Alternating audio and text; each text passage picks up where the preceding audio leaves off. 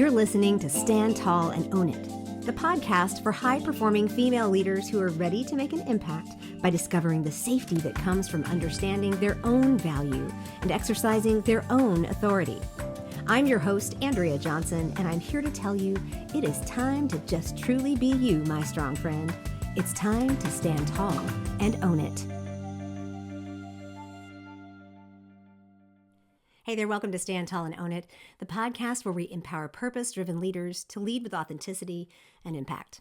I am Andrea Johnson, the Intentional Optimist, and we are in the final stretch of 2025. The day this airs, we are almost in Q4, and I have designed these last 4 months as a leadership transformation cycle. It's a rhythm that takes you from grounding in who you are, which we did in September, so if you haven't listened to those, go back and take a listen, to activating your leadership voice, which is what we're talking about in October, and then in November, inviting others into your own influence.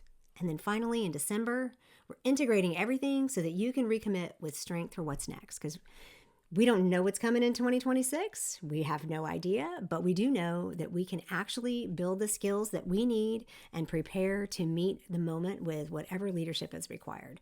But that is why October is all about activation, speaking and leading boldly without apology. And this episode, it lands right before Live to Lead Charlottesville and just a week before Lynchburg. So think of this as your pre-event reset episode, whether you're going to be in the room or following along online, and I'll share about that at the end. This is your reminder. The world doesn't need you quieter. It just needs you clearer. Because for too long, especially us women, have been told that we are too much, too loud, too direct, too passionate. We've learned to edit ourselves to fit spaces that weren't built for us. But silence has a cost, and it is way higher than you think. You know what it costs you? It costs you things like your influence. It costs your joy. And most dangerously, it costs your integrity. When you shrink your voice to make others comfortable, you start leading from fear instead of conviction. That's not leadership. That's just survival. So Live to Lead, we're going to talk about developing leadership to meet that moment. And this right here is where that begins. Because leading out loud isn't about being louder than everybody else. It's about being anchored in what matters, grounded in your values, and speaking from a place of calm authority. It's what I might call empowered grace, strength without harshness, courage with compassion. It's also what intentional optimism looks like in motion. Right? Courageous enough to speak truth, wise enough to choose the words that build rather than tear down, and intentional enough to use your voice to move things forward. So today, let's claim what's always been yours, your voice, and learn how to use it to lead out loud, even when it shakes. If you're watching on YouTube, you'll notice I'm wearing this lovely rose-colored shirt, but it says "Own Your Story" in nice big letters. I am also going to share in the show notes where I got this t-shirt and a little bit about my friend Amanda Farrak, who is the Impact Doctor who puts these out. She's got an entire line of shirts called Impact Tees. So I'm doing this even just in, the clothes that I wear. I thought this is the perfect thing to wear for this episode. But because, we want to be honest, most of us didn't get where we are here, whether it's upset about where we are or in a specific job or looking for leadership training, right? There's something that we're unsettled about, and that's why we're here. And we didn't get here by being loud. We learned early that approval equals safety for all of us, that being nice, agreeable, or easy to work with, that was the surest way to move forward without rocking the boat. From classrooms to boardrooms, we've been trained to make ourselves smaller, to soften our opinions, to apologize before we even speak. I did this in Lowe's the other day. Or I'll offer an opinion. I'm sorry, but I think. Why do you have to be sorry that you think, Andrea? So I want you to know you're not alone. I do the same thing. Or to smile when something really stings. Right? These are things that we're taught. It's subtle, but it's everywhere. Culture rewards specifically women who smooth things over, not those who challenge or question. And in leadership, that conditioning runs so deep. But here's why we shrink. Because for generations, our belonging and even our survival depended on it. We learned to measure our safety through other people's comfort. We internalized the idea that harmony is worth more than honesty. And when the system tells you long enough that your value lies in being accommodating, you start believing that speaking up is a risk that you can't afford. That's just insidious. I mean, it just is. So what do? We filter. We shrink. We edit. We call it professionalism. It's just survival. Here's what I've learned, both in my leadership and in coaching my clients. Every time you silence yourself to protect someone else's comfort, you reinforce the lie that your presence needs permission. That's a lie. You were put here for a reason. Don't get me started on that soapbox. It's not humility either. It's conditioning. When you lead from that place, you start confusing peacekeeping with peacemaking. They are not the same thing. Peacekeeping says, I'm going to do whatever it takes to avoid conflict. My mother was really good at that. She was the peacekeeper. Nope. Don't say anything. Keep it nice and copacetic, blah, blah, blah. But peacemaking says, I'll tell the truth with care because I value integrity more than approval. That's a big statement. Sometimes it's hard to say the right thing. But this is, again, what I call empowered grace. It's the tension between compassion and courage. Intentional optimism shows up here as calm authority, hopeful about what's possible, but unwilling to settle for false harmony. Do I want harmony? God, I hate conflict. I mean, literally, I like turn and walk the other way. It's like, no, not doing that. Not available. But I'd rather be hopeful about what's possible, even through conflict, than settling for some kind of false harmony. We've spent the last 2 episodes preparing for this moment. 2 episodes ago, we looked at resistance being about conviction, standing firm in what you know is true. And last time, we looked at boundaries and how they protect your leadership. They make sure that your energy and integrity stay intact. So today, your voice becomes the instrument that carries both the conviction and boundaries into the world. Aren't you excited? I know some of you are sitting there going, wait, what? Yes. Because leadership isn't about sitting in your house. Leadership is about taking it out to the world. And it isn't just what you believe. It is what you say and how you say it. My dad said to me when I was growing up, it's not what you say, Andrea, it's how you say it, right? In other words, I was sassy. But here's the deal. It's both. It is what you say, because what you say actually matters, and how you say it actually matters. Now, I said a minute ago that Live to Lead is next week, so you're going to hear me. I'm going to talk about Live to Lead a good bit in this episode. I'm talking about the speakers that are coming. You're going to hear some powerful examples of what you say and how you say it. They don't apologize for the truth that they share, and they still lead with heart. And it's not an accident. It's all practice. They've done it over and over and over.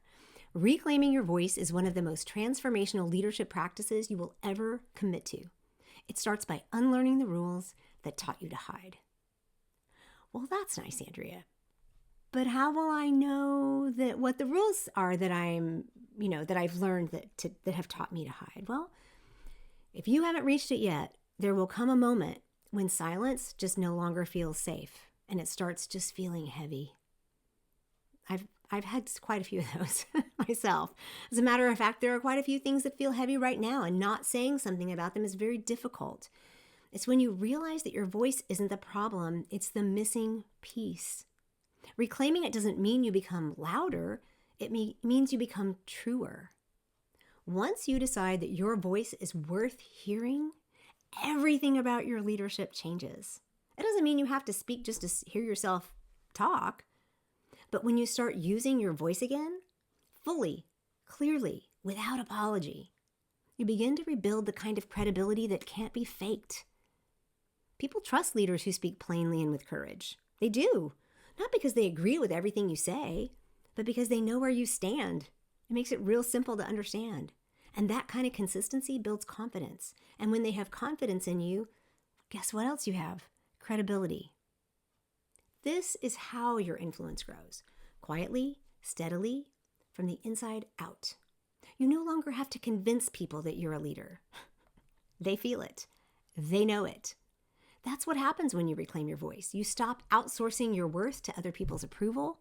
Golly, listen to that. Stop outsourcing your worth to other people's approval. There's so many soapboxes I could stand on in this particular episode, and I'm going to have to really rein myself in. When you reclaim your voice, you stop doing that. You stop outsourcing. You stop waiting for permission to lead. You stop needing validation to trust your own discernment. You're able to think critically through everything. That's what we call personal sovereignty.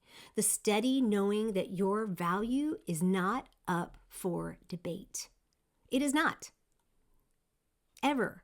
Period. And the ripple effect of that understanding is powerful.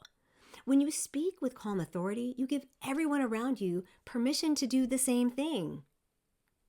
Your boldness creates psychological safety for everyone else. It says to your team, your family, or your community, it is safe to bring your whole self right here. Right? I like to tell people, I like the stance of open arms. It is a vulnerable position, but it is a leadership position. I try to not cross my arms when I am talking with people. I try to open my hands because I want them to know it is safe to bring your whole self right here. Now, there may be a moment where I go, oh, back off, cross my arms, say, back it up. But in general, I want people to understand that. That's what real leadership culture looks like. Trust built on truth. And this is where your core values come alive and shine, right? I just said that personal sovereignty is knowing that your value isn't up for debate. Well, if you have value, how is that lived out in front of everybody else? When you honor your core values out loud, you stop being too much, you start being exactly enough, you lead with authenticity because you know what matters most, and your words align with your actions.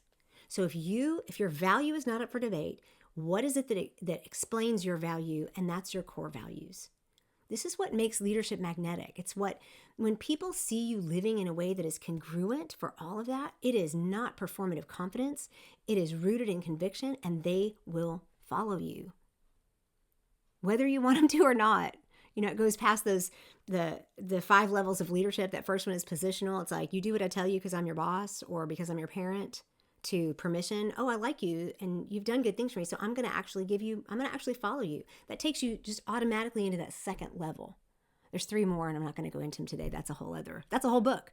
And it's not mine, it's John Maxwell's. But intentional optimism also gives us the tools for this kind of leadership. They all, like a Venn diagram, layer together.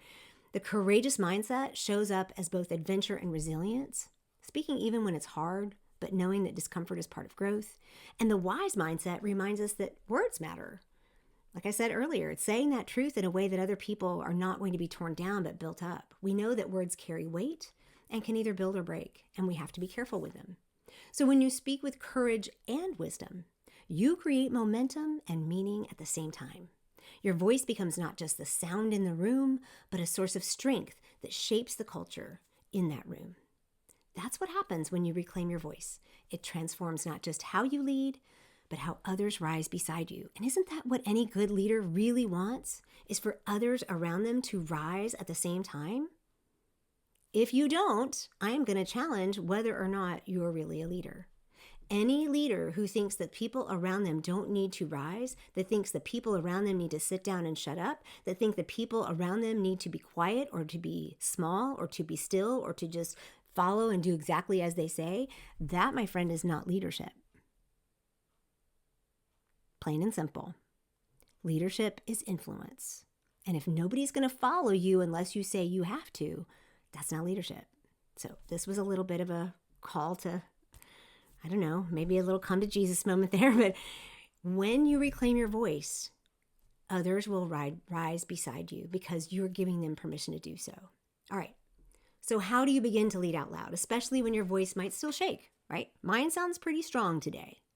Feel a little strong about some of this stuff. But what if your voice shakes? It's okay. You practice. Not once and not perfectly, but on purpose. Because reclaiming your voice isn't a single moment of courage. It is a rhythm of choices. Those choices start small, and I'm going to give you 4 of them. 4 things that you can do to actually do small things to actually start reclaiming your voice. Number 1, name the fear.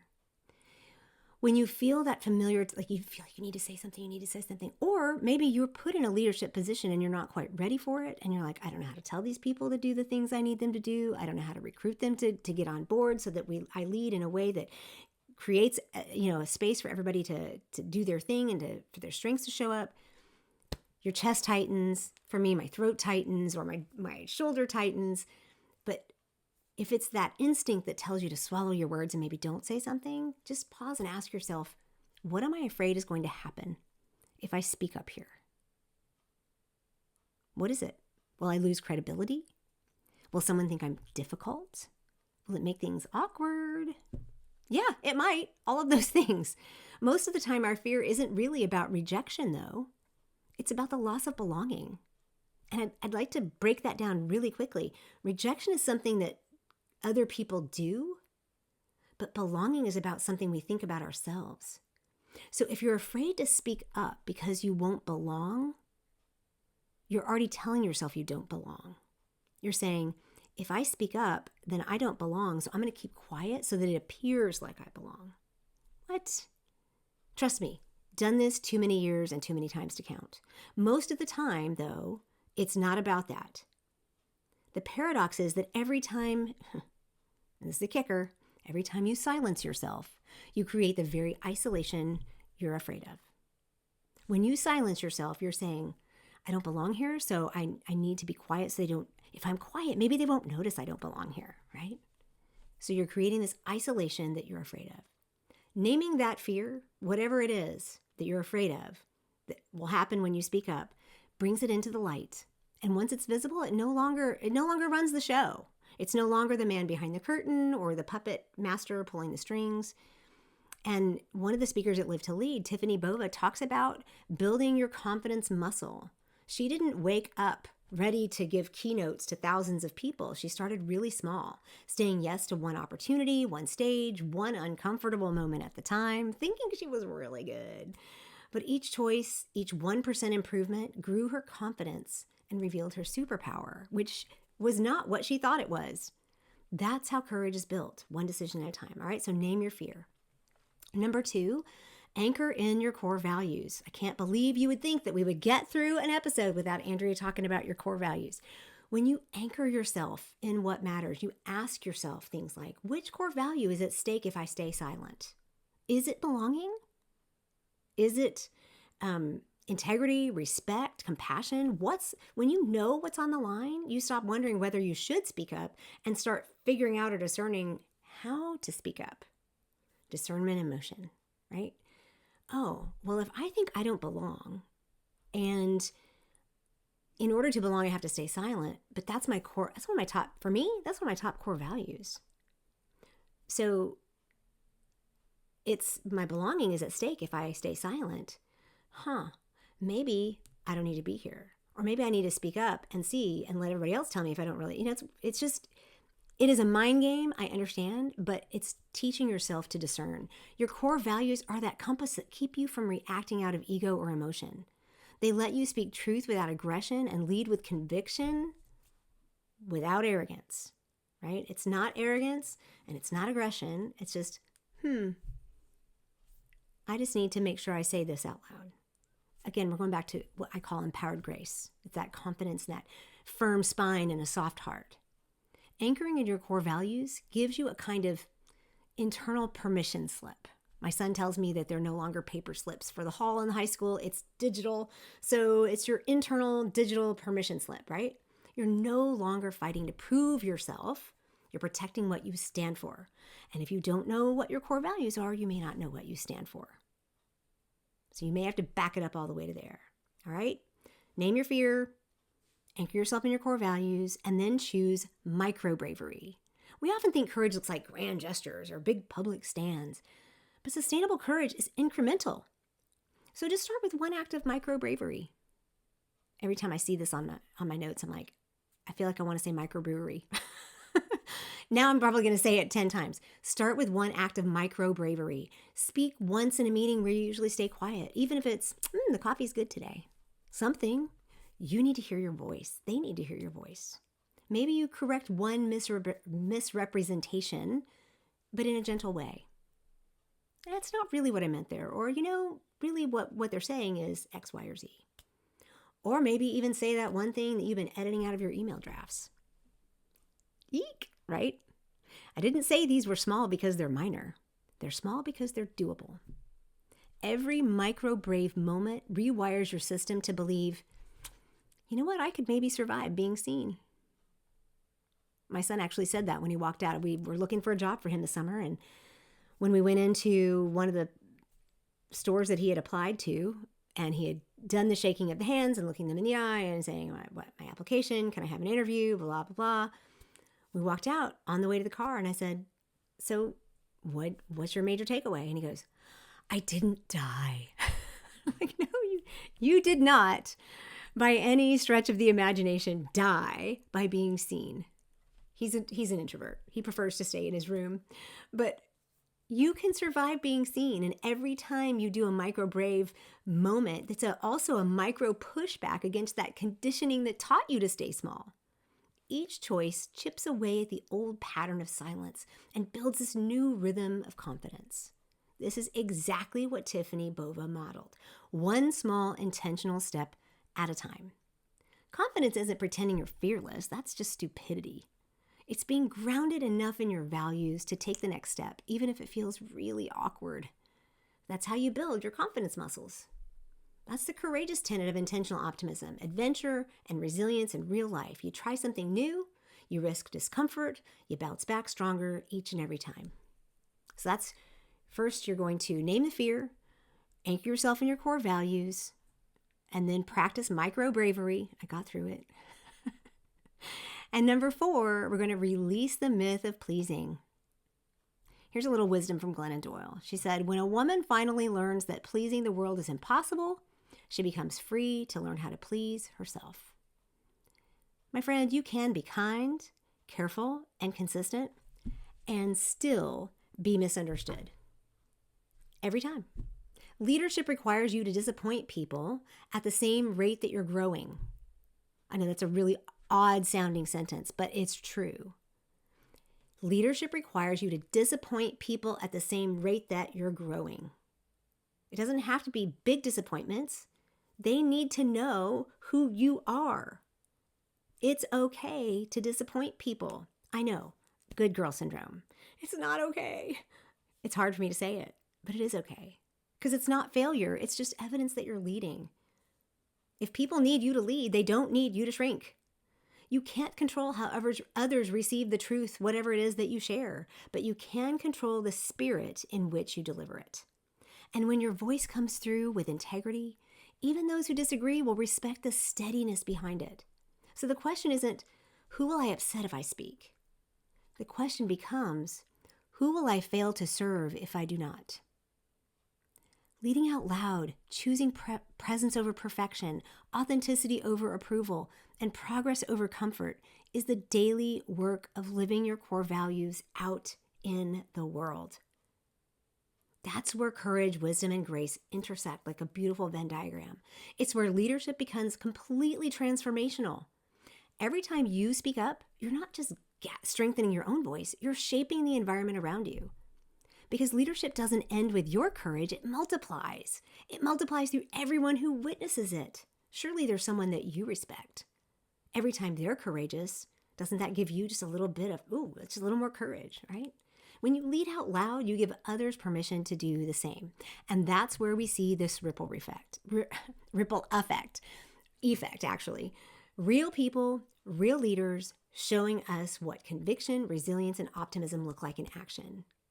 We see it right now. Let me tell you a little bit about a few more examples from the Live to Lead stage. Each of the speakers that we look at this year, each one models a different facet of reclaiming your voice. Some through humility, some through humor, all through courage. Anthony Trucks, former NFL, Ninja Warrior champion, shows us that real transformation starts in the dark, in those unseen moments when no one's applauding and nobody's watching. He talks about doing the really hard work on himself before expecting others to follow, reading the books, consuming the information, doing the exercise. That's the heart of identity-based leadership, deciding who you are before you decide what to do. And that's exactly what your core values are for. They're the anchor that steadies you when everything else shifts. Every identity shift requires a choice. Will I let my circumstances define me, or will I lead from the values I've chosen to honor? And when you lead from the values you've chosen to honor, you speak up from them. You say the things that are necessary. Jesse Cole, a very different example, excuse me, he shows what happens when optimism becomes a leadership strategy. Through creativity and playfulness with the Savannah Bananas, he proves that culture is just values on display. What fans are to Jesse, people are to you. Might be your family, might be your team, might be your community organization. When you lead with optimism, you create experiences that say, you matter here. That's intentional optimism in motion, turning hope into belonging and conviction into culture. But outside of the Live to Lead stage, somebody that I think is a perfect example of this is Simone Biles. When she stepped back from the Tokyo Olympics to protect her mental and physical health, critics said she was letting people down. But she knew the truth. Protecting her well-being wasn't a weakness, it was leadership, and it wasn't up for debate. She used her platform to advocate for every single athlete who's ever been told to just push through instead of listen to their body. When she returned to the next Olympic competition, she did it on her own terms, focused, grounded, and unapologetically herself. That's what leading out loud actually looks like. It's not rebellion for its own sake. It's conviction rooted in discernment. Simone doesn't just reclaim her voice. She reshapes the conversation around mental health in sports. Anthony reclaims his through self-leadership that starts in the unseen, and Jesse reclaims his daily by creating joyful, human-centered cultures that remind people why they show up. Different arenas, same pattern. Courage, values, and optimism. When you honor your values out loud, you don't just change your life. You start changing what's going on around you. Your family, your team, your community. And that's the invitation to lead in a way that makes others more brave. Now, we've covered a lot today, right?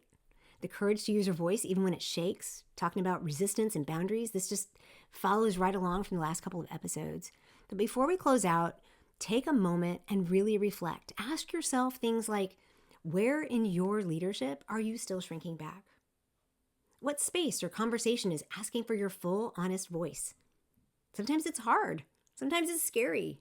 You might be surprised who steps up and says, I am so glad you said that. I've had a couple of those moments in the last few months, and it's been really amazing. Then ask yourself which core value needs to be honored out loud this week. Maybe it's integrity. Maybe it's courage or compassion. Maybe it's that belonging I talked about a little earlier. It's like, do I really think I don't belong? Or is it something that I just need to ask myself? Maybe I need to just show up anyway, right? Maybe it's a core value that I need to live out loud. And then follow all that up with one micro-bravery act that you can take right now. Not tomorrow, not someday, but right now, this week. Because every time you speak from conviction instead of comfort, you strengthen your integrity, your influence, and your impact. So your charge, speak up, even if your voice shakes. If this episode stirred something in you, if it resonated, Live to Lead Charlottesville or Lynchburg are exactly where you need to be. These events are built for leaders like you. Leaders ready to bring their voice, their questions, and their courage into spaces that need all three. Tickets are still available on my website, and this is your moment to step forward. Because the world doesn't need you smaller. It needs you louder, clearer, bolder. But if you can't make it into one of those rooms, I have a really exciting option for you. It is called the Live to Lead Leader Pass. $79 gets you all of the speakers. Now, it doesn't get you me because I'm not in that. It's a digital version of everything that I'm going to be presenting, plus more speakers from this year that I'm not able to share in the room because we would be there like 2 days. But also leaders from last year and the years prior. So check that out. It's also in the show notes. If you're not able to attend, check out the Leader Pass. It is $79 and it gets you a whole week or 5 days access to all of these amazing speakers. Because this is the moment to stop shrinking. You don't have to roar to be heard. Your voice, exactly as it is, matters. You were created with the voice that you have to share precisely in the world where you have been placed. It's not an accident. So if you're ready to take this reflection deeper beyond just one spark of inspiration, you can start with the download of the free Core Values Blueprint. It's the simplest way to get anchored in who you are and how you lead. You could download or purchase the digital course, the Core Values digital course, or you could go even the final step of my Core Values coaching program where we pair that that self-paced course with personal coaching to build steady, values-based confidence together. And of course, if you're in Virginia or you're ready for a leadership experience that changes how you think and lead, join us for Live to Lead in either Charlottesville on October 22nd or Lynchburg October 30th, or through the Leader Pass digitally when you can watch that at your own speed at your own time. These events will help turn results into legacy with speakers and strategies that fuel sustainable, values-driven leadership. You're going to find every link that you need in the show notes, including the link for where you can buy these shirts. Grab what you need, and let's keep this momentum going.